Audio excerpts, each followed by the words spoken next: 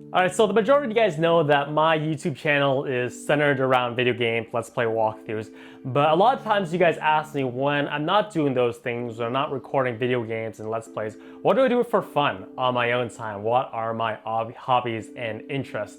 And I thought in today's video I would share one of them with you guys, and that is actually collecting Pokemon cards. It's a hobby that I started about 3 years ago because I didn't have the funds or the money to collect Pokemon cards when I was a bit younger. I just wasn't in the cards, no pun intended, because of just the lack of funds when I was a wee lad when they first came out. So I thought I would decide to pick up the hobby about 3 years ago. I actually still to this day don't actually know how to play the actual card game. I just enjoy looking at the art style of the cards and just, yeah, reminiscing about nostalgic older times when the series first started over 20 years ago. But I decided not just to collect normal Pokemon cards that you pull straight out of a booster pack or a sleeve. I decided that I would collect professionally graded cards at the highest quality I could possibly find and the first editions of them.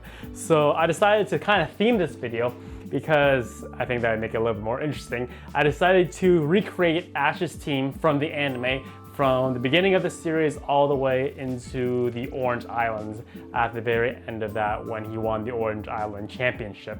And the cards you're about to see is from my personal collection. It is all first edition. They're all in the highest grades of 10, and they are the first times these Pokemon have ever appeared in the TCG or the trading card game. You can call them basically their rookie cards. So hopefully you guys enjoy the video. Alright, so obviously we're going to start at the very beginning of the series just because it makes sense to go in sequential order. So the very first episode of Pokemon aired in North America on September 8th, 1998.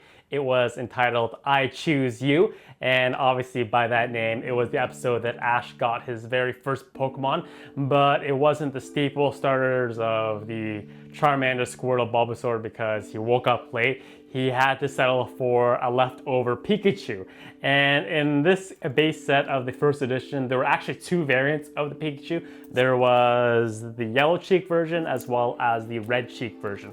The red cheek version actually is a little bit more rare and a little bit more expensive than the yellow version. But other than that, they're pretty much identical. One thing to note is, as you can see, we kind of have like an obese Pikachu. Pikachu was kind of also obese in the first couple episodes of the show as well, and he went on like an Atkins diet and steadily shed those pounds and just lost more and more and got skinny throughout the entire show. But yeah, pretty cool that one of the most iconic Pokemon actually has two variants to start off with in the base set first edition. One cool thing is that originally based on the manga, Ash's original starter wasn't actually supposed to be Pikachu. It was actually supposed to be Clefairy. But before they released the television show, they realized that around Pink Ball Pokemon probably wouldn't get the kind of reception between both males and females, both boys and girls. So they thought they would lean too heavily on the girls and kind of the guys wouldn't really feel it. So that's why they swapped it out. So Ash's first starter Pokemon ended up being a Pikachu instead of a Clefairy, which is really cool. Alright, so skipping episode 2, moving on to episode 3, a couple days later on September 10th, which is, when I think about it, completely mind-blowing to have a brand new episode every single day during the week, which is completely unheard of now because nowadays you get a brand new episode, one brand new episode every Saturday. And yeah, this is mainly due to the fact that they kept the release of the Japanese anime very close to the North American one. Prior to that, or at the very beginning, they had a full year from the Japanese to the North American release, which is why they're able to crank out the episodes so quickly. But anyway, so in episode 3, Ash catches a Pokemon. He catches his first Pokemon, which is Mr. Caterpie right here. And then in the same episode, he also captures a Pidgeotto, like 3 Pokemon in one episode, because in the very same episode, his Caterpie evolves into the Mr. Metapod, which is a pretty good start for one episode. Lots of stuff happened, and yeah, pretty much standard stuff. Not too difficult of a Pokemon to capture. Nothing too exciting, pretty standard, but 3 new Pokemon in one episode is still pretty cool in my personal opinion. All right, so moving on to episode 4, the very next day. Once again, still mind-boggling. So on September 11th, episode entitled Challenge of the Samurai, Ash's Metapod evolves into a Butterfree, which is pretty cool in itself. But this is once again another card variant. There's actually 2 recognized versions by PSA. There is the regular one, which is in my left hand right here. And then there is the D edition error one, which is in my right hand. The only difference between the 2 is that the first edition stamp in the D error version looks like there's a D there.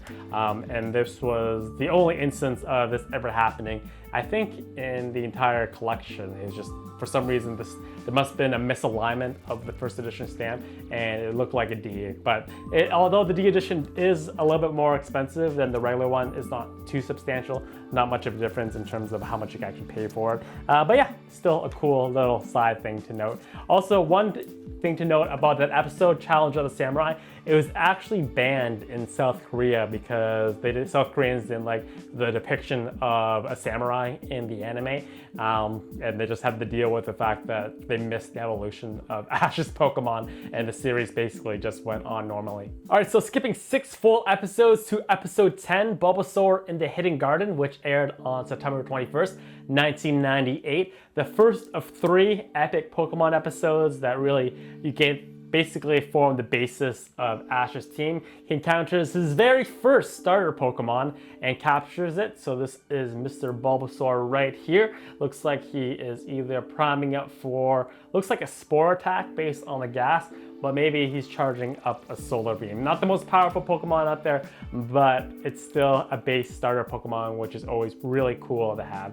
Moving on to the second of 3 in a row epic episodes, we have episode 11 entitled The Stray Pokemon, which aired the very next day. And in this episode, Ash catches one of the most important Pokemon that he ever captures in the entire series, and that is his Charmander, which we all know eventually reaches to the level of Charizard, and to this day is still Ash's probably, I would say, most powerful Pokemon that he has on his team and he can call upon. It was an incredible episode. He was basically an abandoned Pokemon, and then his trainer came back a little bit later to try to reclaim him, and he just said, screw that, I'm sticking with Ash, and that's pretty much history. One thing to note, in that episode, there was actually an error where at the very end where Damien, Charmander's original owner, tried to attack him with like 50 or 20 different Pokeballs, which is actually, as we all know, licensed trainers can only carry a maximum of 6 Pokemon at a time. So that was an error in the anime, but still a very important episode nonetheless. And finally, rounding out the starter trifecta, we have the episode 12 entitled Here Comes the Squirtle Squad, where Ash namely catches his Squirtle, which is once again a Pokemon that he can still call upon until this day. He knows awesome attacks, Hydro Pump, Skull Bash, all that kind of stuff still has not evolved to this point, and he pretty much captured the leader of the Squirtle Squad. And basically, yeah, just generally, it was my second choice of starter Pokemon when I played Pokemon, the original Pokemon Red and Blue. I always chose Charmander when I was a bit younger, just to challenge myself a tiny bit, but still one of the most favorite Pokemon in the entire series to this date. So it was actually wrong. There was actually 4 Pokemon caught in a row during the early stages of the anime. So in episode 13, Mystery at the Lighthouse, Ash catches his Krabby, which is a Pokemon that would reoccur in the near future. It was actually sent back directly to Professor Oak, so it did not have a permanent place on the team, so he would actually have to call upon him at a later date during the Indigo League. But yeah, basic Krabby. There's nothing too sexy about it, but it's still pretty cool. It was such a random Pokemon for him to catch, but I guess it is what it is. So in episode Mystery at the Lighthouse, they meet Bill, the Pokemon storage creator, and as well they meet the silhouette of a gigantic Pokemon that's coming from the water, which is very obviously a Dragonite that actually never reoccurs during the entire anime ever again. But yeah, it was still a cool episode nonetheless. So jumping to episode 15, which aired on September 27th, 1998, we had a temporary exchange. It was actually the very first trade that happened during the anime. It was entitled Battle Aboard the St. Anne. That was the episode, which is a very iconic ship during the video game series. And in this episode, Ash temporarily trades his Butterfree, the very first Pokemon he ever caught, for some rich dude's Raticate for really no good reason. I don't know why he did it. Butterfree was an incredible Pokemon during the first generation of the video game. It's what I used to defeat Brock when I was starting with my Charmander because of his confusion attack, and as well because he had an awesome sleep powder attack that allowed you to capture Pokemon a lot easier. It was so useful. I don't know. I kind of cringed and was sad when that episode happened. But it was just a temporary trade. He did get his Butterfree back before the end of the episode, so it is something.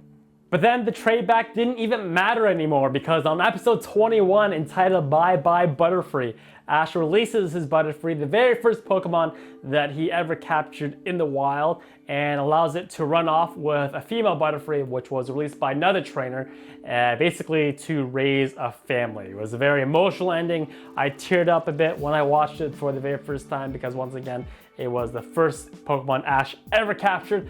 And what was cool is that it was the very first instance in the anime where they recognized that there were different colored Butterfrees out there, or different colored Pokemon in general out there in the wild. However, the one in the anime was pink colored. That is not the traditional color for shiny Butterfree, but nonetheless, it was a recognition that different colored Pokemon do exist in the world. And yeah, one of the sadder moments in the show, but a memorable one nonetheless. All right, so the next Pokemon isn't one that Ash captured in the traditional sense. He doesn't actually capture it at all. He tries to use it in a battle actually without capturing it, and let alone a gym battle against Sabrina in the Saffron City gym. So after getting his butt thumped the first time by Kadabra and Sabrina, he decides to travel to Lavender Town to capture a ghost Pokemon because ghost attacks are super effective against psychic Pokemon, even though psychic Pokemon are super effective against poison Pokemon, which all the ghost Pokemons were at this point. And there were no good ghost attacks either, so it was kind of useless. But anyways, so he decides to go to Lavender Town to capture a ghost Pokemon. He doesn't capture one, but a hunter does follow him, and after trying to use him in the battle, he pretty much flakes out on him. But due to some weird circumstance, it all just works out and he earns the badge. Typical Ash way, without actually winning the battle, he still gets the badge. But anyway, so Hunter first appears in episode 23 and appears again in episode 24. One interesting note on episode 23, entitled The Tower of Terror, that episode after 9/11 was actually taken out of the replay circulation for a very long time by WB because it was just the instance of a tower, it didn't fly during that time, but eventually it was reinstated once the entire event kind of cooled off and kind of became more history. And as well, in the anime, the Marsh badge was Ash's 4th badge that he collected during the anime, but in the traditional video games, the Marsh badge is actually supposed to be the 6th badge that he's supposed to get. But yeah, it's just a little spice to change things up. In the very next episode, after defeating Sabrina to earn the Marsh badge, episode 25, Primeape Goes Bananas. Ash, as you expect, captures a Primeape, a monkey fighting Pokemon who was kind of on a rampage, which is pretty cool. There were a couple things happening in this episode. You learn his Pokemon's learned a couple new attacks. I think Bulbasaur, it was the first time he did Razor Leaf. It was the very first time Charmander used Rage, which was pretty much a worthless attack back in the day. But once again, he still captures him, so that's something worth noting. He doesn't really listen to him, but he still captures them. But sadly, Primate's time on Ash's team is cut short because 4 episodes later, on episode 29, the Punchy Pokemon, he enters Primate into basically a boxing competition where he faces a bunch of other fighting type Pokemon and basically somehow wins the entire tournament. And in typical Ash fashion, he finds out he has a good Pokemon and decides to leave it behind to get more training. You never see Primate ever again in the entire series. Poor Primate. After they just start listening and liking each other, he basically says bye and leaves them with a boxing guru to train a little bit more. So bye bye Primate. But the memory of Primeape is short-lived because in the very next episode, episode 30, entitled Sparks Fly for Magnemite, Ash catches a Muck, which is probably one of his Pokemons that has the most amount of personality in the entire show. He uses it several times, mainly during his championship battles at the Indigo Plateau, and it recurs basically every time you see Professor Oak nowadays during the show. Alright, so now to move on to the more exciting and stimulating stuff, banned episodes. So episode 35, the Japanese name was The Legend of Dratini. It was never given an official English name because it was never released in North America. It was one of the most confusing things that happened in the entire anime because it was the episode where Ash went into the Safari Zone and captured 30 of his Tauros, which is a Pokemon that just somehow showed up because the episode was never aired, they never talked about it. At the end, we find out that he has 30 Tauros for some odd reason. So The Legend of Dratini episode 35 was released in Japan first, but because there's one character in the show, his name was the Kaiser. He was basically a gun-wielding maniac who basically pointed a gun at Ash's face and then actually shot his gun at Team Rocket, and that was a no-no back in the day for kids shows. So that episode was definitely banned in North America, and that's basically that's the episode. As well as running into Dratini and riding it like a boss, he captured 30 of his Tauros, which he would use recurrently in the future. Jumping 8 whole episodes, we have one of the more important episodes in the entire anime, which was episode 43, March of the Executor, and it is the episode where Ash's Charmander evolves into a Charmeleon, which was a very important part because it was the only starter Pokemon that has ever evolved in the entire anime based on the originals. None of them ever evolved. Pikachu obviously not, Bulbasaur not, Squirtle never. And yeah, it marked an important time because basically it led to bigger and better things and eventually leading to one of Ash's strongest Pokemon. In this particular episode, there was actually a really big mistake. One of the Executes evolved into an Executor by itself naturally without the use of an evolution stone. In this case, it was Leaf Stone, which is generally required for the evolution to take place, but you know, it's just sometimes evolution just happens, or they didn't really fact check everything before putting it out, but that's what happened. An Execute evolved into an Executor. 3 episodes later, we have probably one of the most important episodes in the entire anime, and that is episode 46, entitled Attack of the Prehistoric Pokemon. In this episode, Charmeleon very quickly evolves into the iconic Charizard, which is once again still a staple today on Ash's team. Still one of his most powerful Pokemon, and definitely one of the most valuable cards in the entire TCG, mainly because it was one of the most powerful cards when the base set originally came out.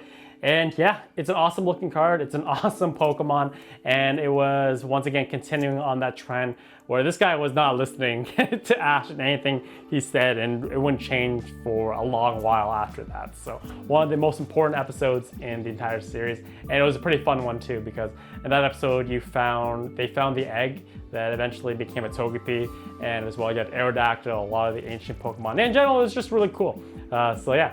Alright, so next we have a jump of 31 whole episodes to episode 77, which is entitled Round 1 Begins. This is where Ash recalls his Krabby for the very first round of the Pokemon League, and his Krabby evolves mid-battle against Mandy the Outstanding or something like that, and evolves to a Kingler, just randomly mid-battle like that. And Kingler does work, man. He sweeps 3 different Pokemon. I think this is the very first time that Ash has ever swept someone with just 1 Pokemon on his team.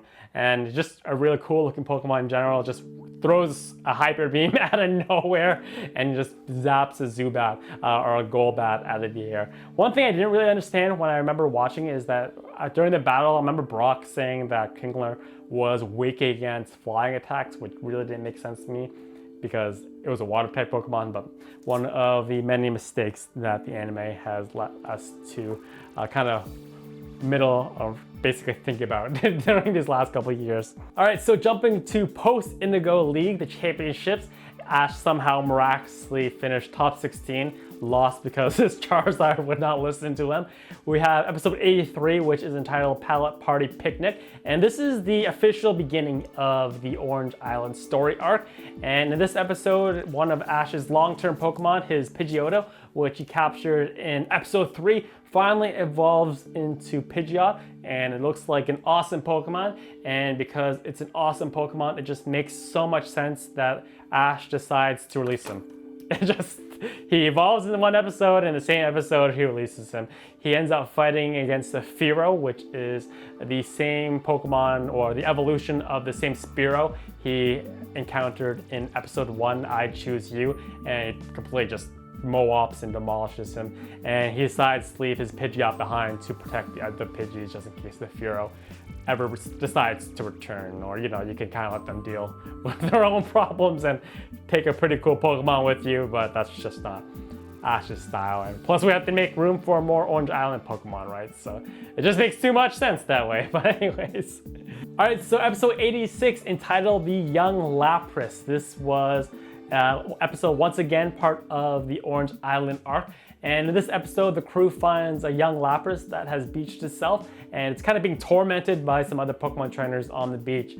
Ash and friends decide to step in, decide to nurse it, and Ash decides to capture it in order to kind of help find its family a little bit later.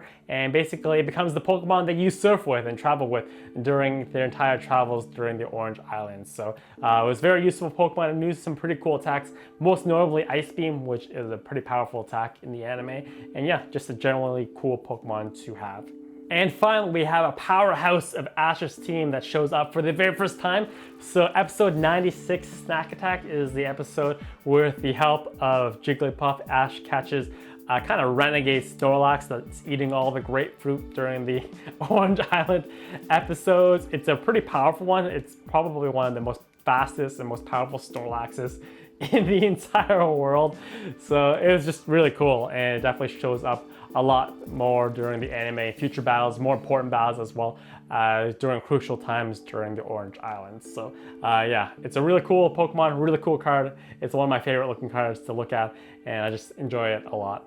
And to finish off the roster change of the Orange Island arc, we have episode 115, entitled Viva Lost Lapras. So in this episode, Ash finds the original family that the baby Lapras that he's been traveling with this entire time belongs to, and in typical Ash fashion, decides to release it for the better good.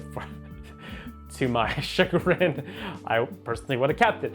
But despite releasing it, it eventually does make one cameo appearance in a future episode, which was pretty heartwarming. But once again, it was just such a shame that he couldn't keep that Lapras that he traveled the entire Orange Islands with. It just didn't make any sense to me. Alright, ladies and gentlemen, that is it. It was a long episode, but we got there. We recreated Ash's team from the Indigo Kanto League, whatever you want to call it, all the way up to the Orange Islands in PSA professionally graded cards in first edition. And yeah, hopefully you guys enjoyed the artwork. Hopefully you guys learned something, a little bit something about the trading card game as well as Pokemon in general. Maybe I tickled those nostalgic feels for you guys. If you guys want to learn more about Pokemon and basically collecting Pokemon cards, the professional grading and all that stuff, let me know in the comment box below. But until then, thank you guys for watching. Hopefully you guys enjoyed. As always, if you enjoyed, drop the video a quick thumbs up, and I will see you guys next time. As always, have a blessed day.